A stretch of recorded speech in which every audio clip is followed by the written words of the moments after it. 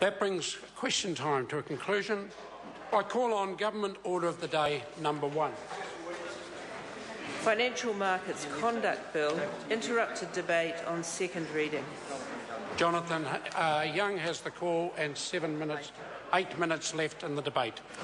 Thank you, Mr. Speaker. I'm very pleased to stand at the second reading of the Financial Markets Conduct Bill. Wonderful to have our sound system back in operation.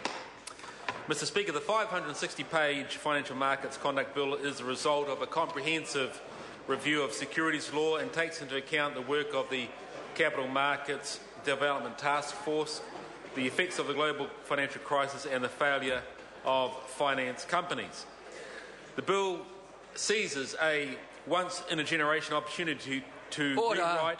Order. Would members leaving the chamber please do so and show some consideration to the member who's trying to address the House.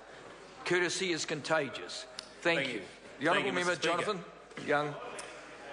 Thank you, Mr. Speaker. This bill seizes a once-in-a-generation opportunity to rewrite our securities law, which has been subject to decades of ad hoc reform, and brings an integrated and coherent manner to those pieces of legislation. It will play a crucial role in restoring investor confidence by providing better information and protections for what is termed as mum and dad investors, as well as setting clearer rules for companies looking to raise capital. The reform of our securities law has been subject to extensive public consultation, including the release of a discussion document and draft exposure bill to ensure this legislation provides a robust and enduring framework to our capital markets. As I mentioned, Mr. Speaker, the backdrop to this bill, as I mentioned in my first part of the speech that was interrupted, was the global financial crisis and the collapse of finance companies.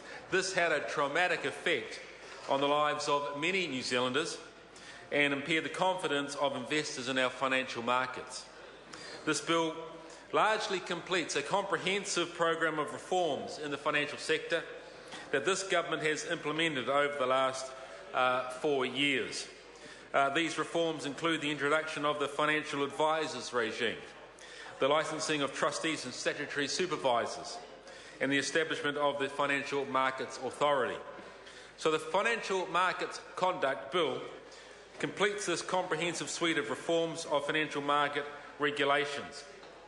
The bill will replace the Financial Market Conduct regulation contained in a number of statutes, including the Securities Act and the Securities Markets Act, and the Unit Trust Act and the Superannuation Schemes Act, and aspects of the KiwiSaver Act 2006.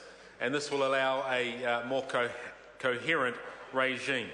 The intent is to facilitate the development of a fair and efficient and transparent financial market that would in turn promote confidence and inform participation of businesses, investors and consumers in those financial markets.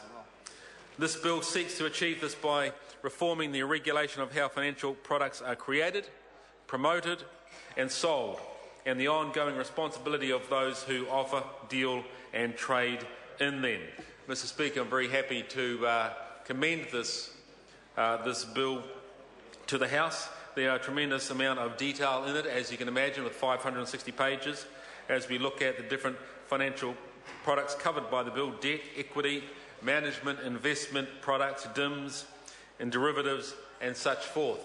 So, Mr. Speaker, as we proceed through this debate and this bill, no doubt we will see some of these matters expanded upon. Thank you, sir. I call the Honourable